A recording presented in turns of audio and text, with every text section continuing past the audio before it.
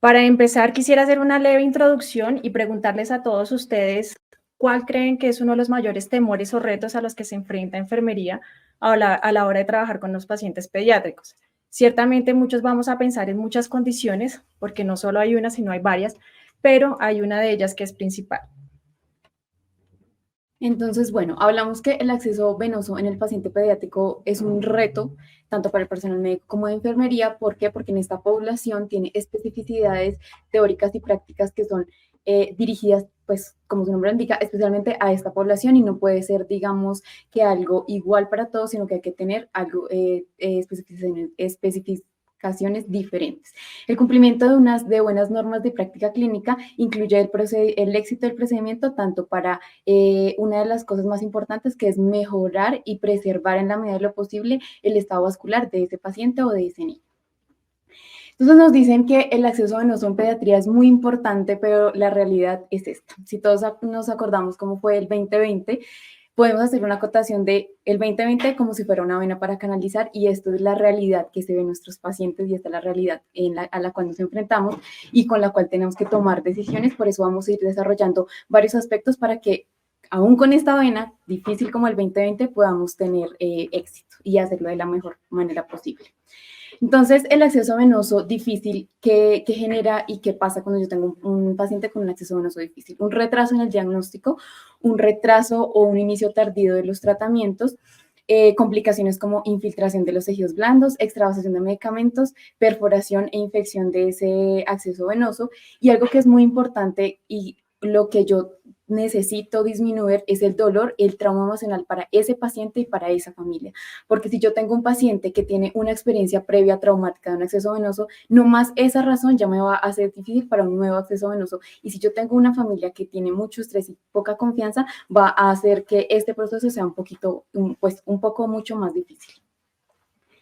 Entonces, el establecimiento de un acceso vascular es primordial, tanto para la atención de la población en general pediátrica y especialmente en una situación de emergencia. Es importante tener en cuenta que para canalizar tener un acceso venoso, es importante la edad del paciente, el estado de sus venas y la gravedad clínica, porque no es igual canalizar a un paciente que tiene hipoglicemia, que se vuelve más débil, un paciente que está en shock séptico, en shock hipovolémico, que por la redistribución de su líquido intravascular va a ser más difícil, y los medicamentos, los líquidos endovenosos que va a poner, las infusiones, el tiempo de y la osmolaridad, que ya más adelante lo vamos a desarrollar más a profundidad. Entonces, los objetivos de esta presentación es que debemos detectar oportunamente en el momento en el cual debemos canalizar a nuestro paciente, con qué dispositivo y quién lo va a canalizar. Debemos aprender a tener una comunicación efectiva, no solo con el equipo de trabajo, sino con los familiares y con el paciente. Debemos tener reducción de complicaciones, como las vamos a ver más adelante, y también es importante que dentro de las instituciones se estandaricen los procedimientos. Es entendible que cada paciente es individual y cada procedimiento depende de las condiciones clínicas del paciente, pero sí hay que estandarizar procedimientos como tener un árbol de toma de decisiones para la elección de un acceso venoso, de un catéter en un paciente pediátrico y en la administración de medicamentos. Teniendo en cuenta lo anterior, se consultaron varias bases de datos y varias bibliografía en donde sacamos un resumen de todas las intervenciones holísticas que se pueden tener a la hora de lograr un acceso intravenoso en el paciente pediátrico. Mejorar el éxito de ese acceso venoso, como vimos la vena del 2020, se logra con 3 parámetros indispensables. El primero, siempre hay que hacer una valoración de ese acceso a través de una escala, independientemente de la que maneje cualquier institución. Aquí vamos a mostrar una que es la escala DIVA y 2, una escala que se propuso en la Fundación Santa Fe. 2, el uso de la tecnología, si sí lo tiene, para mejorar la visibilidad de esas venas, y es el uso de transiluminación, dispositivos de infrarrojo cercano y de la ultrasonografía. Y 3, las técnicas de distracción y de disminución del dolor. Entonces, como ya lo mencionó la jefe, se ha creado una escala que se llama el DIVA Score, en el cual se tienen en cuenta 4 aspectos fundamentales, que es la vena, después de poner el torniquete, la vena visible o no visible, palpable o no palpable, la edad de mi paciente, que se divide en mayor a 3 años, de 1 a 2 años o menor a 1, y el antecedente de prematures. Esta escala define como un acceso venoso cuando ya después de 2 punciones y un tiempo mayor a 30 minutos no logro canalizar pues, obtener una vía venosa. También se han hecho este algoritmo de trabajo en el cual nos pone como 3 escenarios. El primero, si yo tengo un paciente con una DIVA menor a 4, sin factores de riesgo asociados, que abajo se ven los factores de riesgo, utilizo una técnica regular con las cosas regulares que tenemos y se realiza 2 funciones. Si aún así no es exitoso, nos vamos a tomar decisiones como si tuviera un paciente con una DIVA mayor a 4. En un paciente con una DIVA menor a 4, con factores de riesgo asociados, alguno de estos que puede ser edema en extremidades, obesidad, malformaciones, antecedentes de uso de medicamentos vesicantes, como por ejemplo quimioterapia, entonces optimizo la cooperación con técnicas de distracción o sedación y puedo utilizar algunas ayudas visuales como lo son la transiluminación. Y si aún así no obtengo un acceso venoso, entonces lo manejo como si tuviera un paciente con una DIVA mayor a 4, con los factores de riesgo, en el cual este procedimiento tiene que ser realizarlo sí o sí alguien que tenga experiencia y con el uso de la ultrasonografía. Si realmente no lo logro, entonces tengo 2 herramientas adicionales como puede ser el acceso intraóseo o el acceso venoso central. Si realmente ya después de realizar todo esto no se logra, pues se hace una evaluación de ese paciente para una nueva toma de decisiones. ¿Cómo lo hacemos en Fundación Santa Fe, teniendo en cuenta el DIVA Score? Tuvimos en cuenta los mismos parámetros, pero adicional colocamos 5. Uno de ellos es la duración del tratamiento, porque es importante saber si nuestro paciente va a tener un tratamiento antibiótico por 21 días, pues es lógico y entendible que no vamos a estar canalizando a nuestro paciente cada 4 días hasta que finalice el esquema antibiótico.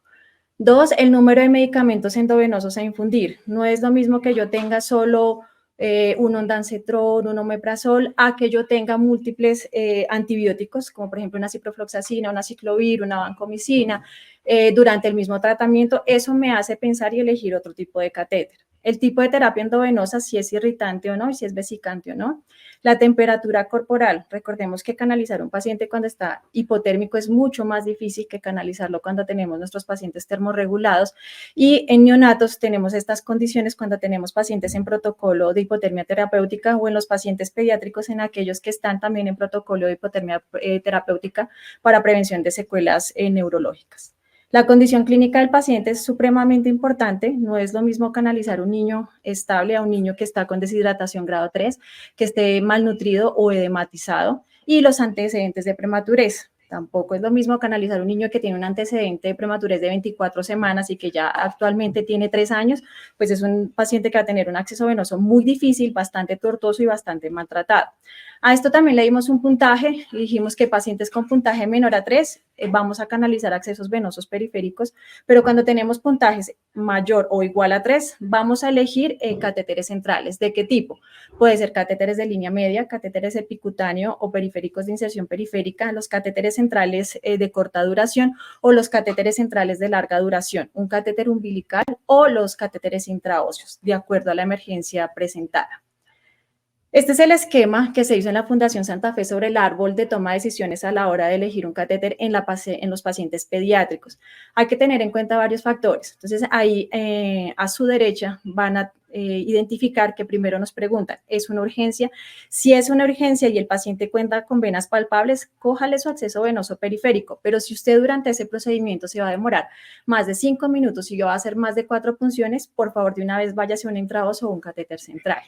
¿Cierto? Si no es una urgencia, haga la escala que mostramos anteriormente. Si esa escala nos muestra que tiene un puntaje menor a 3 puntos y se lograría un acceso venoso periférico, pero evalúe también el pH, la osmolaridad, ¿cierto? De esos medicamentos. Y si primero la calidad del acceso venoso es excelente y buena, lo puede hacer cualquier enfermero profesional, ¿cierto? Pero si la vena es más o menos de acceso moderado o es más o menos no tan visible, por favor que lo canalice una enfermera con experiencia. Si tiene un lecho vascular muy pobre, que lo canalice un enfermero con experiencia y con ecógrafo. Y si no es identificable, no vamos a hacer acupuntura. De una vez se comunica con el intensivista o con el pediatra a cargo para solicitar una intervención por radiología o por el mismo intensivista para colocar un catéter central. El otro es si tenemos mayores de 3 puntos, entonces tenemos el catéter de línea media, en donde lo vamos a colocar en ciertas condiciones. No todos los pacientes requieren catéter de línea media. Uno, si los medicamentos se encuentran con pH entre 5 y 9 y osmolaridades menores a 600 miliosmoles. Si la duración del tratamiento va a ser de 7 a 30 días. Estos catéteres de línea media, ojo, van a ser solo implantados en la vena cefálica o basílica profunda, que ahorita les voy a mostrar algo de anatomía. que son unos vasos sanguíneos de mayor caudal y calibre, es decir, los vamos a insertar en esta parte, con una técnica que se llama rapeo, así mismo que el catéter PIC. Que es importante que a veces en los pacientes pediátricos más chiquitos, en los neonatales, sí podemos colocar catéteres de línea media, pero es importante tener en cuenta la punta donde va a quedar ese catéter que debe quedar en la entrada de un acceso venoso que sea grande, como una subclavia, ¿cierto? No va a quedar alojada directamente en la unión cavoatrial, sino un poquito más distal, pero no nos puede quedar periférico, pues porque no nos serviría, nos quedaría como un catéter periférico. En cuanto al catéter epicutáneo, en neonato se coge cualquier vena, ustedes lo saben, y que es importante para los PIC, que el tamaño del catéter siempre debe ser menor a 1/3 del diámetro de la vena. Por eso es importante que las instituciones que cuenten con ultrasonografía hagan la técnica rapeva y hagan el método para la medición del vaso y así poder elegir el tamaño del catéter. Entonces, ¿cómo se hace eso? Arriba en su parte izquierda superior van a identificar la medida del vaso por ecógrafo, que es el calibre del catéter es igual al calibre del vaso dividido 0.33, ¿por qué 0.33? Porque un French equivale a 0.33 dividido en 2, que nos arrojaría el 50% del tamaño del catéter. Esos PIC se van a utilizar máximo para un tratamiento de 4 semanas, a menos que sean catéteres PIC de larga duración como los Power PIC. Estos pueden venir entre monolumen y bilumen dependiendo de la terapia que necesite el paciente. También se puede elegir catéteres umbilicales venosos, que también les damos duración máximo de tratamiento para el venoso, 7 días de tratamiento, y es el catéter de elección en las urgencias neonatales. Hay catéteres umbilicales venosos ya bilúmenes y se están utilizando para aquellos pacientes prematuros que están críticamente enfermos o en aquellos pacientes que están en protocolo de hipotermia. El catéter intraóseo lo vamos a arrojar en la tibia proximal, en la distal o en el fémur distal y en el húmero proximal. Lo inserta un médico con experiencia. Tenemos varios colores, uno que es una intraósea color rojo que va de los 0 a 12 años y una azul que es para mayores de 12 años, máximo 24 horas de uso hasta la consecución de otro acceso venoso. Y por último tenemos el catéter central. ¿Qué es importante del catéter central? Que sepamos elegir el tamaño del catéter y la longitud en donde va a quedar alojado. ¿Por qué les cuento esto? Porque ciertamente sí tenemos catéteres 4x5, 4x8, 4x13, pero es importante saber que siempre la distancia que se va a tener a la hora de colocarlo, si es en la parte superior, tiene que ser el 10% de la talla. Abajo les muestro las referencias y este máximo se va para 4 días de tratamiento. Siempre recordar que que se debe realizar control radiológico de estos dispositivos y máximo se van a realizar 4 punciones por turno. Entonces, ¿de qué depende el éxito de una excelente canulación? 1, si tenemos una vena palpable. 2, de los estados hematológicos y nutricionales del paciente. Si tiene antecedentes de acceso venoso difícil o una patología vascular. Y lo resalto en amarillo porque es extremadamente importante y es la habilidad, confianza y destreza que tenga el personal a la hora de ejecutar el procedimiento, los medicamentos a infundir, el sexo y la edad. Entonces, como hablábamos, debemos hacer uso de esta tecnología. En la tecnología hablamos de la ultrasonografía, que este procedimiento realmente nos ayuda mucho más a evaluar el tamaño de estos accesos y la profundidad de los mismos. Además que tenemos una guía con el transductor para saber exactamente dónde voy a insertar ese catéter. Y es importante mencionar que para usar adecuadamente la ultrasonografía debemos tener un entrenamiento previo para utilizar y poder aprovechar todos los beneficios que nos trae. Otra de las técnicas es la transiluminación, que es la visión de venas en las cuales yo puedo canalizar y se ve, digamos, como debajo de la piel, mucho más específico, por medio de un infrarrojo. Es importante mencionar acá que esta técnica se adapta para niños un poco más grandes, niños de 10 años hacia arriba. Los niños pequeños no es tan importante, pues no es tan de su uso porque su anatomía. Y por último, el uso de dispositivos de infrarrojo cercano, que es un dispositivo manual por el cual por medio de una luz LED se puede acercar a los tejidos. Este principalmente se da en los dorsos y se acerca a los dorsos y por medio de una luz LED se va a examinar y se va a ver dónde tengo la vía venosa y cuál es el trayecto de este. Esta luz LED es fría porque está en contacto con la piel del paciente para evitar pues, un evento de seguridad. Es importante mencionar que estos dispositivos se utilizan en niños más pequeños, porque con niños con tejido adiposo más abundante y más grandes, pues ya no nos va a funcionar. En cuanto a gestión del capital vascular, como les decía, entonces es importante saber qué acceso venoso vamos a tener. Entonces, en este artículo nos definen claramente por colores, dependiendo de lo que usted necesite. Si necesita un acceso periférico, están determinados de azul claro, un acceso venoso central de color azul oscuro, un acceso arterial de color rojo y un acceso intraóseo de color verde. Para esta presentación solo nos vamos a fijar en los accesos venosos periféricos o centrales. En cuanto a cefalocaudal, vamos a empezar en el cuero cabelludo y en el cuello. Recuerden que en el paciente neonatal, incluso en los pacientes de 2 meses para abajo, toda vena que se vea es canalizable, ¿cierto? Entonces vamos a empezar con la vena temporal, que es menos tortuosa y más visible que la vena auricular posterior. Presenta dificultades cuando se canaliza con el catéter, pero cuando hay pacientes en los cuales no encontramos una vena que canalizar o para pasar un epicutáneo, es una de las últimas opciones para elegir. Tener en cuenta que cuando se canaliza un catéter epicutáneo en la vena temporal puede haber edema del lugar donde se canaliza ese acceso. La vena auricular posterior pues es menos visible y más pequeña y es de un tamaño variable y tortuosa. No se elige para catéteres epicutáneos, sino solo para accesos venosos periféricos de emergencia. Las otras dos venas que tenemos grandes son la yugular externa y la yugular interna. La externa la puede canalizar enfermería, que es una vena grande y superficial, es fácilmente palpable y visible, también se utiliza en situaciones de emergencia. Y esta vena en los pacientes pediátricos hace que se incremente el riesgo del desplazamiento del catéter. En cuanto a la vena yugular interna, esta solo la canaliza el personal con entrenamiento médico. En cuanto al brazo, entonces tenemos una vena axilar, que es de acceso de gran tamaño, permite emplear catéteres de 2 luces, pero tiene mucho riesgo de punción inadvertida de la arteria axilar, al igual que la vena basílica.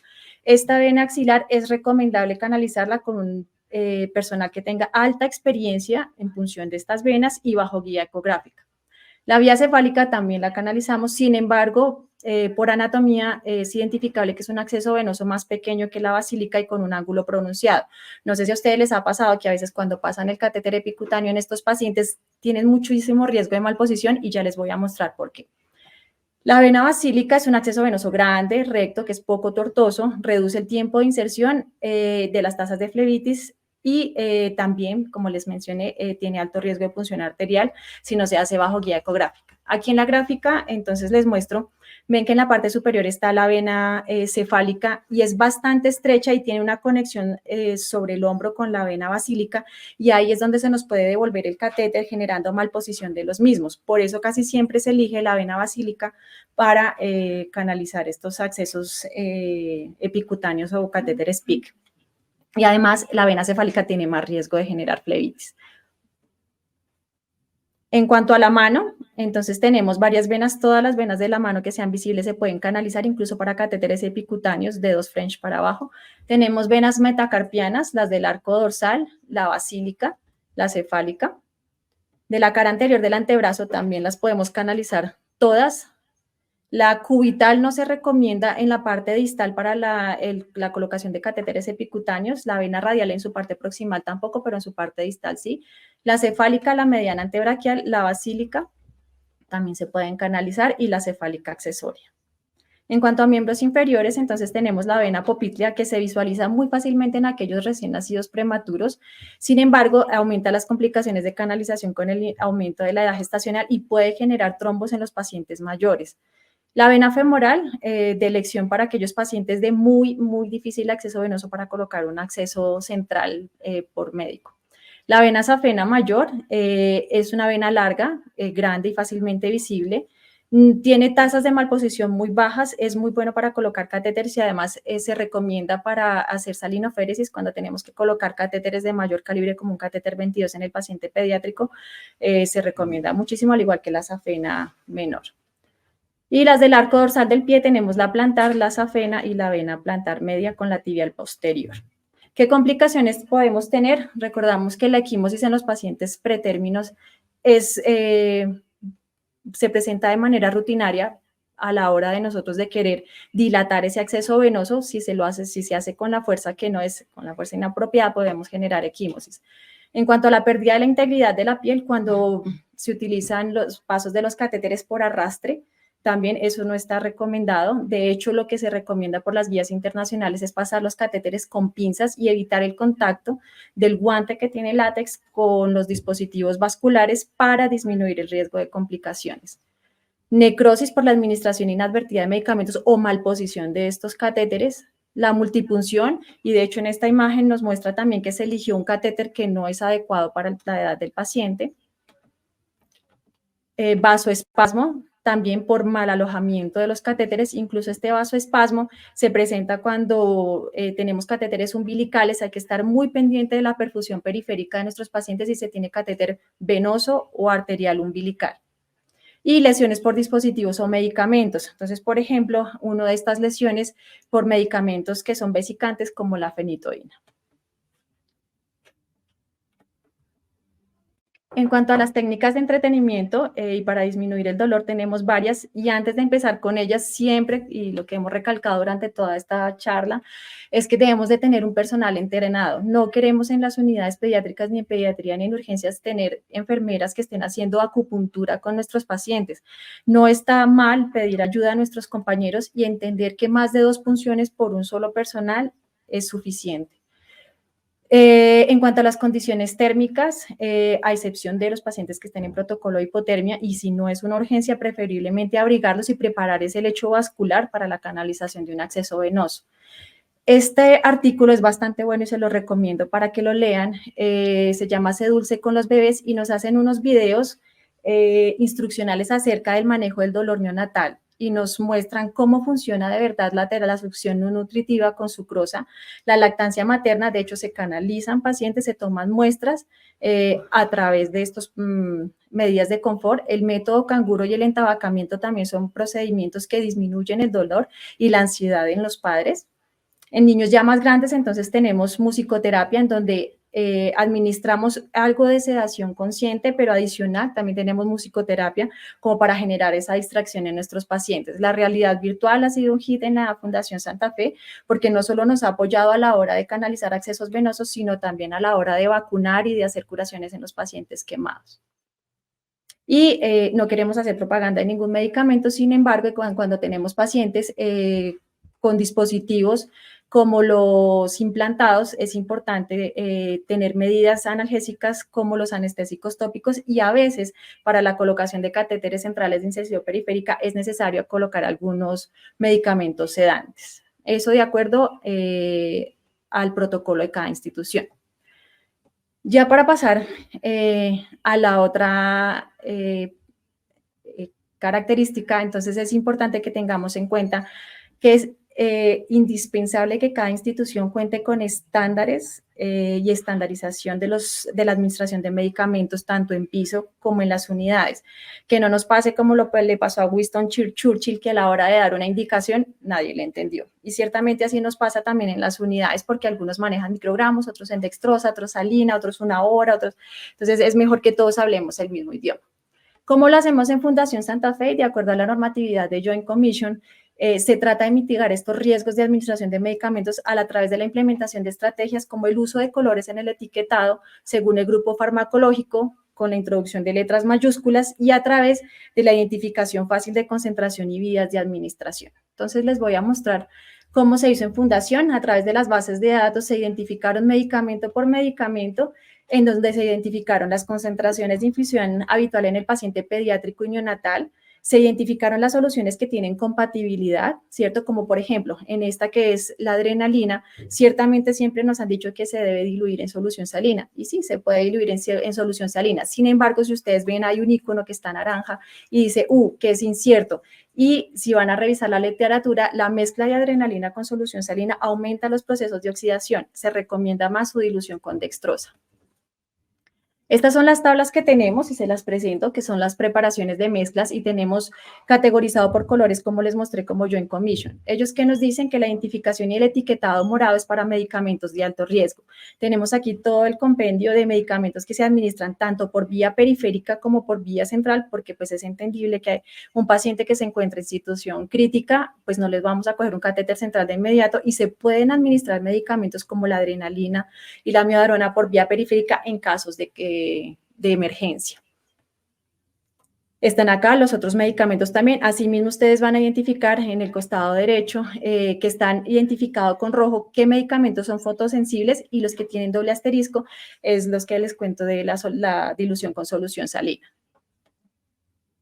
Aquí están los otros. De hecho, estos son medicamentos que son de uso exclusivo para neonatos, como el treprostinil, la prostaglandina, la vasopresina y el sildenafil endovenoso. Tenemos con qué se puede diluir, porque ciertamente en esos pacientes neonatales tenemos mucha dificultad a la hora de pasar solución salina al 0,9% por las hipernatremias que ellos sufren. Entonces tenemos la evidencia que nos dice que se pueden administrar medicamentos con solución salina al medio. Aquí tenemos otros medicamentos, aparte de que ya no son vasoactivos, tenemos otros como las sedaciones. Ahí marcamos la lidocaína en verde, que tiene etiqueta, que significa que son medicamentos LASA, porque la lidocaína tiene mucho parecido con las aguas estériles. Tenemos ahí en azul, en las tablas verdes, cómo se deben administrar estos medicamentos, cada cuánto se tienen que cambiar de acuerdo a estabilidad y con qué se deben mezclar. También por Joint Commission etiquetamos todo lo que es electrolito concentrado en etiqueta naranja, y también lo tenemos acá, y su forma de administración y concentración por vía periférica y por vía central, y de acuerdo a la edad y a la condición clínica del paciente. Adicional, ¿qué se hizo? Recordemos que el bicarbonato es bastante vesicante para los accesos venosos, que sí lo podemos utilizar en situaciones de emergencia y lo utilizamos por vía periférica, pero no es como teníamos el concepto anteriormente de administrar un mil equivalente de bicarbonato con un cc de agua estéril. No, ahora la literatura nos muestra otra cosa para poderlo administrar por vía periférica, y hay una ficha específica en la unidad neonatal y en la unidad pediátrica de cómo debemos administrarlo y a qué concentración. Asimismo, tenemos otras fichas como las fichas de fenitoína, también se tienen, y se tiene este protocolo para la administración de medicamentos en UCI y en pediatría, que son antibióticos y otros. Están semaforizados por colores de acuerdo a pH y osmolaridad, y tienen otras siglas que los identifican como el FS, que quiere decir que necesita un filtro, que son fotosensibles, perdón, y FIL, que está en azul, que es el filtro que necesitan. Cuando dice TNS, es que es un medicamento que necesita tomar niveles séricos. Están las concentraciones con que se puede mezclar, por ejemplo, la caspofungina, decimos a qué concentración se debe diluir, en cuánto tiempo y con quién tiene incompatibilidad. Los que están en blanco es que la literatura nos muestra su pH y su osmolaridad. Y para finalizar estos medicamentos tenemos las tablas de reanimación pediátrica, tanto para pediatría como para neonatos, de acuerdo a cómo se debe administrar estos medicamentos, porque a veces hay instituciones que tienen rotación de personal y no todos tienen en cuenta los mismos conceptos, y es importante que, como les dije al principio, todos hablemos el mismo idioma. Electrolitos. Y bueno, entonces a modo de conclusión y para dar como respuesta a esos desafíos y retos a los que nos enfrentamos con un acceso vascular, es importante tener en cuenta que esos retos son las características anatómicas, fisiológicas y cognitivas relacionadas al rango de edad, relacionadas con también en cuánto me va a colaborar o no ese paciente, pues según su edad, especialmente en una situación de emergencia. Algo muy importante y que es indispensable para nosotros, la comunicación y ese contacto que tenemos nosotros con los padres o cuidadores, y qué experiencia le vamos a brindar a ese paciente después de canalizar un acceso venoso, que va a ser para futuras ocasiones algo que me va o a empeorar el cuadro o a mejorar el cuadro. La necesidad de preservar lo mejor posible el estado vascular del paciente, y principalmente los niños que cuentan con patología crónica, la edad menor de 3 años, un peso menor a 5 kilos, la prematuridad, la obesidad, la deshidratación, el color de la piel, la vasoconstricción, los tratamientos que van a larga duración y que tienen pues características ya mencionadas anteriormente, los sentimientos de preocupación e insatisfacción que tienen esos padres, el dolor y la ansiedad del niño durante el proceso, y la experiencia de quien realiza esa punción. Como ya lo mencionó la jefe, es importantísimo que lo hagamos. Si no lo puedo hacer, está bien decir no lo puedo hacer y no generar complicaciones en ese paciente y una mala experiencia. Y las características ambientales espaciales de la locación donde se realiza la punción, que también es muy importante. En situaciones de emergencia y de urgencia probablemente no se logre, pero esto está demostrado que o me ayuda a adquirir un acceso venoso o me complica. Muchísimas gracias. Y aquí ya para cerrar, como dice Florence Nightingale, la observación indica cómo está el paciente, la reflexión indica qué hay que hacer, la destreza práctica indica cómo hay que hacerlo, la formación y la experiencia son necesarias para saber cómo observar y qué observar, cómo pensar y qué es pensar. Muchísimas gracias.